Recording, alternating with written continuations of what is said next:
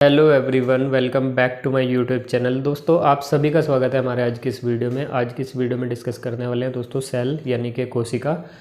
दोस्तों, सेल से रिलेटेड आपके जितने भी क्वेश्चन एग्जाम में पूछे जाते हैं वो सभी आपके डाउट क्लियर हो जाएंगे, सारे क्वेश्चन आपसे बन जाएंगे। ठीक है दोस्तों, सेल थोड़ा सा लंबा टॉपिक है, इस वजह से इसको दो पार्ट में हम डिस्कस करेंगे, एक आज और एक आपका कल को। ठीक है, कल आपका सेल खत्म हो जाएगा, परसों से हम एक नया चैप्टर स्टार्ट करेंगे। ठीक है, तो दोस्तों हमेशा की तरह वीडियो बहुत छोटी सी रहेगी, इन्फॉर्मेशन आपको पूरी मिलेगी, तो मेक श्योर आप वीडियो एंड तक जरूर देखें। और अगर आप चैनल पर नए हैं तो चैनल को सब्सक्राइब जरूर करें, साथ ही बेल आइकन को जरूर प्रेस कर लें ताकि आने वाले वीडियोज़ की नोटिफिकेशन आप लोगों तक पहुंचती रहे।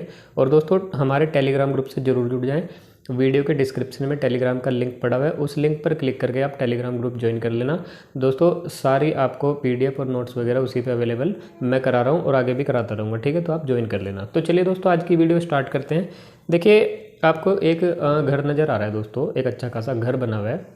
ठीक है, अब आप सोच रहे होंगे कि पढ़ाना तो सेल था, तो ये घर की पिक्चर कहाँ से आ गई। दोस्तों, ये इससे मैं आपको समझाना चाहता हूँ दोस्तों, एक एक ईंट मिला के हमारा क्या बनता है, घर बनता है। ठीक है, उसमें रेत मिलता है दोस्तों, आपका सीमेंट लगता है दोस्तों, ईंटें लगती है, तब एक क्या बनता है, एक अच्छा खासा आपका घर बन के तैयार होता है। ठीक है, तो दोस्तों इस घर को बनाने के लिए जो बेसिक नीड है दोस्तों, सबसे छोटी जो इसकी इकाई है वो क्या है दोस्तों, एक आपकी ईंट है। ठीक है, तो दोस्तों ऐसे ही जो हमारी पूरी बॉडी का निर्माण होता है, पूरे शरीर का निर्माण होता है, वो किससे होता है, वो सेल से होता है। तो आप यहाँ पर ईंट का एग्जांपल ले सकते हैं दोस्तों, सेल के टाइप से। ठीक है, जैसे आपका ईंटों से दोस्तों मिलकर घर बनता है, ऐसे ही कोशिकाओं से, बहुत सारी कोशिकाओं से मिलकर हमारे शरीर का निर्माण दोस्तों होता है। ठीक है, तो आगे बढ़ते हैं दोस्तों, आगे भी मैं आपको थोड़ी सी और चीज़ें दिखा सकता हूँ। देखिए, यहाँ पर आप देख पा रहे होंगे दोस्तों, एक एक ईंट को मिलाकर पूरा घर बना हुआ है। ठीक है, ऐसे ही एक एक कोशिका मिलाकर दोस्तों हमारा पूरा शरीर बनता है। ठीक है, तो चलिए देखिए दोस्तों, यहाँ पर भी आप देख पा रहे होंगे दोस्तों, बहुत छोटी छोटी कोशिकाओं से मिलकर दोस्तों हमारी बॉडी का निर्माण दोस्तों होता है। ठीक है, तो हमारी बॉडी में क्या होता है दोस्तों, बहुत सारी सेल्स मिलकर जो हैं एक टिश्यू यानी कि ऊतक का निर्माण करती है। और दोस्तों फिर बहुत सारे टिश्यू या फिर ऊतक मिलकर दोस्तों क्या करते हैं, अंग का निर्माण करते हैं। दोस्तों अंग आपका क्या करते हैं, एक सिस्टम तैयार करते हैं, एक बहुत सारे अंग मिला के एक सिस्टम तैयार होता है। एक सिस्टम बनने के बाद दोस्तों क्या होता है, बहुत सारे सिस्टम मिलकर दोस्तों फिर पूरे बॉडी का निर्माण करते हैं। ठीक है, सिस्टम जैसे कि आपको हो गया digestive system, respiratory system, circulatory system, respiratory system. तो दोस्तों इन सारे सिस्टम्स को मिलाकर हमारी बॉडी का निर्माण होता है। ठीक है, तो इन सब की दोस्तों जो बेसिक यूनिट है, आपकी बेसिक इकाई है दोस्तों, किसको माना जाता है, आपकी सेल को माना जाता है। ठीक है, तो चलिए दोस्तों आगे बढ़ते हैं। देखिए, ये आप यहाँ पर भी देख सकते हैं दोस्तों, ये बहुत छोटी छोटी कोशिकाओं से मिलकर हमारी पूरी बॉडी का निर्माण यहाँ पर हो रहा है। ठीक है, अब देखिए, अगर मैं बात करता हूँ आपसे कि सेल यानी कि कोशिका, इसके अध्ययन को क्या बोला जाता है, जो स्टडी होती है सेल्स की, उसको क्या बोला जाता है। डायरेक्टली आपसे एग्जाम में क्वेश्चन पूछ लिया जाता है कि सेल यानी कि कोशिका के अध्ययन को क्या बोला जाता है, तो दोस्तों साइटोलॉजी इसको बोला जाता है। ठीक है, बुनियादी संरचनात्मक, कार्यात्मक और जैविक इकाई हमारी क्या होती है, सेल होती है। ठीक है, आप यहाँ पर भी देखिए, जो अभी मैंने आपको एक बात बताई थी, सेल्स बहुत सारी सेल्स मिलकर दोस्तों किसका निर्माण करती है, आपका टिश्यू यानी कि ऊतक का निर्माण करती है। और बहुत सारे टिश्यू या फिर ऊतक मिलकर आपके ऑर्गन यानी कि अंग का निर्माण करती है। और बहुत सारे अंग मिलकर एक सिस्टम बनाते हैं दोस्तों, और सारे सिस्टमों को एक जगह मिलाकर दोस्तों आपका क्या होता है, बॉडी का निर्माण होता है। ठीक है, तो सबसे बेसिक यूनिट जो है आपकी, किसको माना जाता है, आपकी सेल यानी कि कोशिका को माना जाता है। ठीक है, तो चलिए आगे बढ़ते हैं। अब अगर देखिए, बात करते हैं सेल यानी कि कोशिका की खोज के बारे में, तो दोस्तों कोशिका विज्ञान के जनक जिसको माना जाता है वो माना जाता है रॉबर्ट हुक को। ठीक है, इन्होंने सबसे पहले एक डेड सेल यानी कि मृत कोशिका की जो है दोस्तों खोज की थी। ठीक है, रॉबर्ट हुक की पुस्तक का नाम क्या है दोस्तों, माइक्रोग्राफिया इसकी पुस्तक का नाम है। ठीक है, और आधुनिक विज्ञान के जनक किसको माना जाता है, कार्ल पीसवान को दोस्तों आधुनिक विज्ञान के जनक माना जाता है। ठीक है, आधुनिक कोशिका विज्ञान के जनक किसको माना जाता है, कार्ल पीसवान को माना जाता है। ठीक है, अगर मैं बात करता हूँ लिविंग सेल यानी कि जीवित कोशिका की खोज के बारे में, तो दोस्तों सबसे पहले जो लिविंग सेल यानी कि जीवित कोशिका की खोज की गई, वो किसके द्वारा की गई, एंटोनी वैन ल्यूवेनहोक के द्वारा की गई, एक जीवित कोशिका की खोज। ठीक है, सबसे पहले मृत कोशिका की खोज की गई किसके द्वारा, रॉबर्ट हुक के द्वारा। ठीक है, इनकी पुस्तक का नाम क्या है, माइक्रोग्राफिया। ठीक है, और आधुनिक कोशिका विज्ञान के जनक किसको माना जाता है? कार्ल पीसमान को माना जाता है। और लिविंग सेल यानी कि जीवित कोशिका की खोज किसने करी? एंटोनी वैन ल्यूवेनहोक ने इसकी खोज करी। ठीक है, अब देखिए दोस्तों, यहाँ पर आप देख पा रहे होंगे कोशिका की खोज। ठीक है, रॉबर्ट हुक द्वारा 1665 ईस्वी में, कब करी? 1665 ईस्वी में एक मृत कोशिका में दोस्तों इन्होंने इसकी खोज करी। ठीक है, आपने देखा होगा ये शैम्पेन की एक बोतल आती है, इस पर कॉर्क लगा होता है ये वाला। ठीक है, ये ढक्कन टाइप का होता है दोस्तों, लकड़ी का ये बना हुआ होता है। इसमें इन्होंने एक मृत कोशिका की खोज की थी। ठीक है, अब अगर मैं बात करता हूँ नामकरण के बारे में, तो सबसे पहले जो नामकरण किया गया, ठीक है, वो इसका नाम किया गया दोस्तों सेला। ठीक है, इसको पहले सेला बोला जाता था, फिर इसको बाद में सेल कर दिया गया। ठीक है, जीवित कोशिकाओं की खोज एंटोनी वैन ल्यूवेनहोक ने की थी, ये मैंने अभी भी आपको बताया। ठीक है, ल्यूवेनहोक की पुस्तक का नाम क्या है? अर्काना नेचुरे यानी कि प्रकृति का रहस्य। ठीक है, ल्यूवेनहोक द्वारा बैक्टीरिया, प्रोटोजोआ, आरबीसी और दोस्तों आपका स्पर्म की भी खोज किसके द्वारा की गई? एंटोनी वैन ल्यूवेनहोक के द्वारा की गई। ठीक है, तो चलिए दोस्तों और आगे बढ़ते हैं। अब बात करते हैं दोस्तों कोशिका सिद्धांत। यहाँ से आपसे डायरेक्टली क्वेश्चन पूछा जाता है कि कोशिका सिद्धांत जो है, सेल थ्योरी किसके द्वारा दी गई? तो दोस्तों स्लाइडन एंड स्वान द्वारा ये थ्योरी जो है वो दी गई। ठीक है, अब देखिए आप इसको आराम से पढ़ लो एक बार अच्छे से। कोशिका सिद्धांत के 3 सिद्धांत निम्नलिखित हैं। कौन कौन से? सबसे अगर पहले की हम बात करें, प्रत्येक जीव एक या अधिक कोशिकाओं से बना हुआ होता है। ठीक है, या तो कोई भाई जो जीव है वो या तो वो यूनिसेलुलर यानी कि एक कोशिकीय जीव होगा, या फिर मल्टी सेलुलर या फिर एक अधिक कोशिकाओं से वो बना हुआ होता है। ठीक है, जिसमें बहुत सारी कोशिकाएं पाई जाती हैं दोस्तों, उसको हम बोलते हैं मल्टी सेलुलर। और जिसमें एक कोशिका पाई जाती है, एक कोशिकीय जीव को क्या हम बोलते हैं? हम यूनिसेलुलर बोलते हैं। ठीक है, अगर हम सेकंड वाले के बारे में बात करें, प्रत्येक जीव में कोशिका मौलिक संरचनात्मक एवं संगठनिक इकाई है। ठीक है, ये सब आपको पता है। कोशिकाओं की उत्पत्ति पूर्वोपस्थिति कोशिकाओं से होती है। ठीक है दोस्तों, क्या होता है आपका सेल जो है दोस्तों, सेल डिवीजन एक प्रोसेस होता है। ठीक है, सेल कोशिकाएं दोस्तों नई कोशिकाओं का निर्माण करती हैं। ठीक है, तो जो पहले से कोशिकाएं उपस्थित होती हैं उन्हीं से आपकी नई कोशिकाओं का निर्माण होता है। ठीक है, यह सभी को पता है ये बात। ठीक है, देखिए अगर मैं बात करता हूँ आपसे, कोई वस्तु दोस्तों या फिर कोई जीव या तो सजीव होता है या फिर निर्जीव होता है। ठीक है, लेकिन दोस्तों इसका एक अपवाद है, कौन? वायरस। ठीक है, वायरस दोस्तों दोनों तरह से काम करता है, सजीव की तरह भी और निर्जीव की तरह भी। ठीक है दोस्तों, वायरस होता क्या है? जैसे आपने अभी अभी सुना होगा पीछे से आपका कोरोना वायरस आया था। तो दोस्तों वायरस क्या होता है? जब ये दोस्तों आपका किसी बॉडी पर नहीं होता है, ठीक है, बॉडी से किसी के बाहर होता है, तो ये एक निर्जीव की भांति काम करता है। ठीक है, लेकिन दोस्तों अगर ये वायरस आपकी बॉडी में एंटर कर जाए किसी तरह से, तो फिर ये सजीव की भांति कार्य करता है। और दोस्तों बहुत सारे इसके जो है प्रजनन इसमें हो जाता है दोस्तों, और आपको बहुत दिक्कतें इससे आने स्टार्ट हो जाती हैं। ठीक है, वायरल डिजीज जितनी भी होती है आपकी, वायरस से होने वाले जितने भी रोग होते हैं वो इसी तरह से काम करते हैं। ठीक है, तो दोस्तों वायरस जो होता है वो अकोशिकीय होता है, उसमें कोई भी कोशिका नहीं पाई जाती है। ठीक है, और ये लिविंग और नॉन लिविंग दोनों की भांति काम करता है। ठीक है, जब तक ये आपकी बॉडी से बाहर रहेगा तो ये नॉन लिविंग यानी कि निर्जीव की भांति कार्य करेगा। और दोस्तों जैसे ही आपकी बॉडी में एंटर कर जाएगा तो ये सजीव की तरह काम करना स्टार्ट कर देगा। ठीक है, ये उसके बाद क्या करता है दोस्तों, ये आपकी बॉडी से न्यूट्रिएंट्स जो है वो ले लेता है, और आपका बहुत सारी दिक्कतें आपको होनी स्टार्ट हो जाती हैं। ठीक है, तो चलिए और आगे बढ़ते हैं। अब देखिए बात करते हैं कुछ इंपॉर्टेंट फैक्ट्स के बारे में, सेल के बारे में दोस्तों। तो देखिए जो सेल होती है, अगर मैं देखिए यहाँ से इसको जंतुओं की, इसको आप काट दीजिए यहाँ से। ठीक है, इसकी नीड नहीं है। सबसे बड़ी कोशिका की अगर हम बात करते हैं तो दोस्तों शुतुरमुर्ग का जो अंडा होता है वो सबसे बड़ी सेल होती है। ठीक है, 1.5 किलो शुतुरमुर्ग के अंडे में वर्तमान में ज्ञात सबसे बड़ी मौजूद एकल कोशिका होती है। ठीक है, ये दोस्तों पूरा जितना भी ये 1.5 किलो का अंडा होता है शुतुरमुर्ग का, इसमें केवल एक ही सेल पाई जाती है। ठीक है, ये पूरा एक सेल से बना होता है। ठीक है, तो दोस्तों पूरे वर्ल्ड में सबसे बड़ी कोशिका कौन सी होती है आपकी?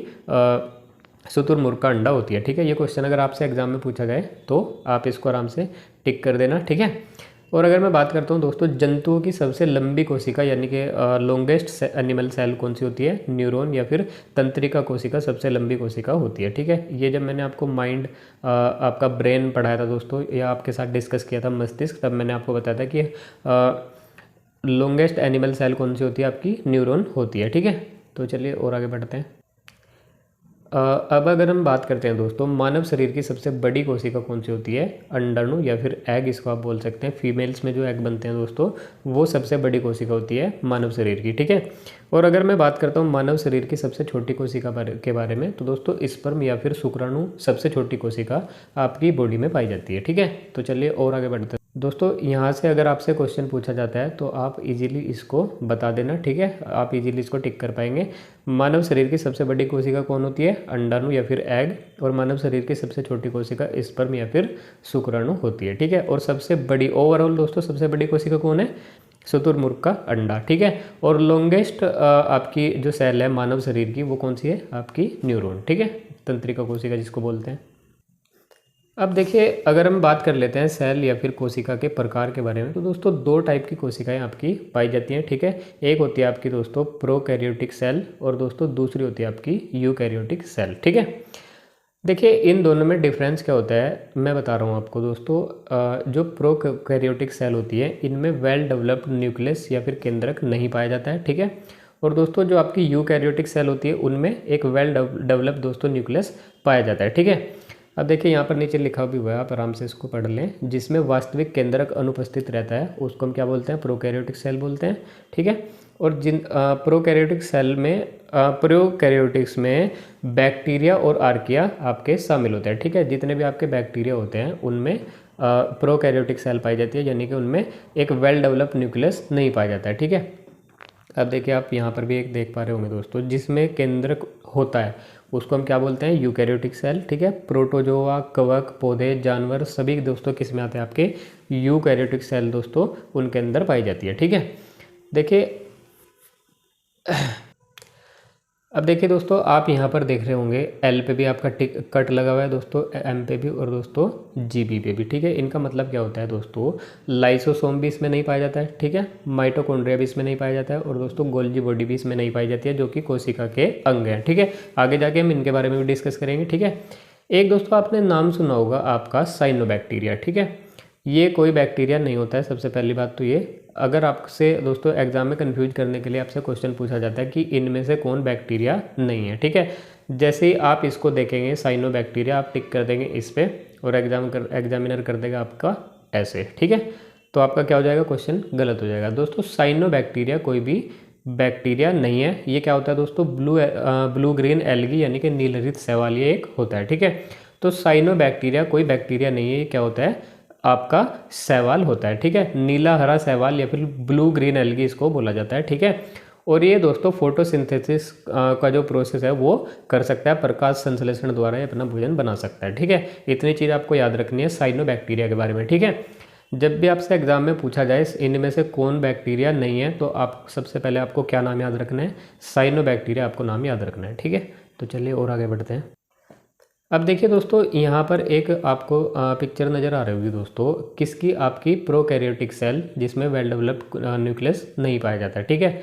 देखिए, आपका इसमें क्रोमोसोम पाए जाते हैं, ठीक है। सेल मेम्ब्रेन या फिर कोशिका झिल्ली या फिर प्लाज्मा झिल्ली भी आप इसको बोल सकते हैं, ये भी इसमें पाई जाती है, ठीक है। साइटोप्लाज्म कोशिका द्रव्य भी इसमें पाया जाता है, ठीक है।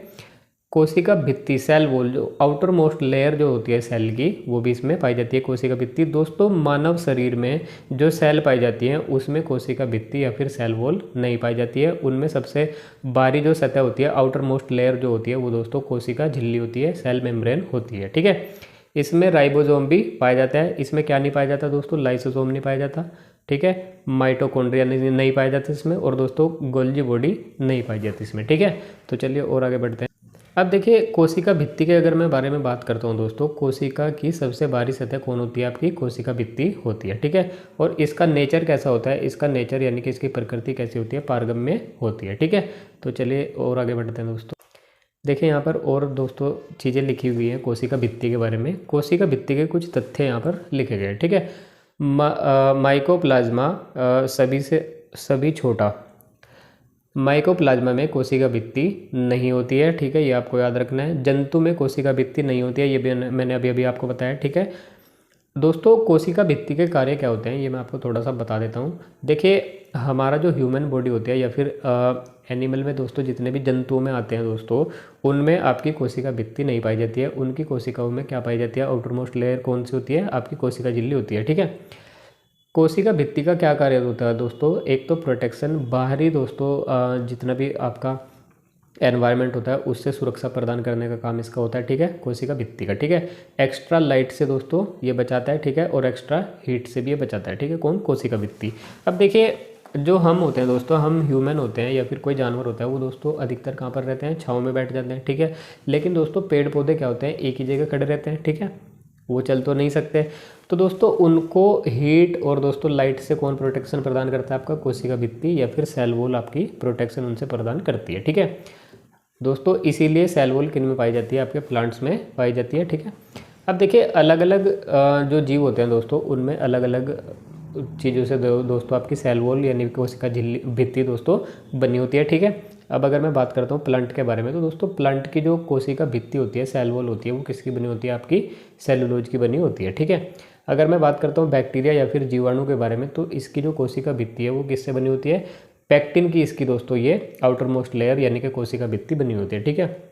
पैक्टिन किसको बोला जाता है दोस्तों? यहाँ पर पैक्टिन बोला जाता है प्रोटीन प्लस कार्बोहाइड्रेट, ठीक है। तो प्रोटीन प्लस कार्बोहाइड्रेट की ये इनकी कोशिका भित्ति जो दोस्तों बनी हुई होती है, ठीक है। आप यहाँ पर कंफ्यूज मत होना पैक्टिन और प्रोटीन प्लस कार्बोहाइड्रेट में, ठीक है। अगर मैं बात करता हूँ फंगस या फिर कवक के बारे में, तो इनकी आउटर मोस्ट लेयर यानी कि आपकी कोशिका भित्ति किसके बनी होती है? काइटिन की बनी होती है, ठीक है। तो चलिए और आगे बढ़ते हैं दोस्तों। अब देखिए कुछ आपको जो है दोस्तों कुछ बातें कर लेते हैं दोस्तों प्लाज्मा झिल्ली या फिर सेल मेम्ब्रेन के बारे में, ठीक है। प्लाज्मा मेम्ब्रेन भी इसको बोल सकते हैं, ठीक है। अब देखिए सेल वॉल जो होती है वो केवल किन में पाई जाती है? पेड़ पौधों में पाई जाती है, ठीक है।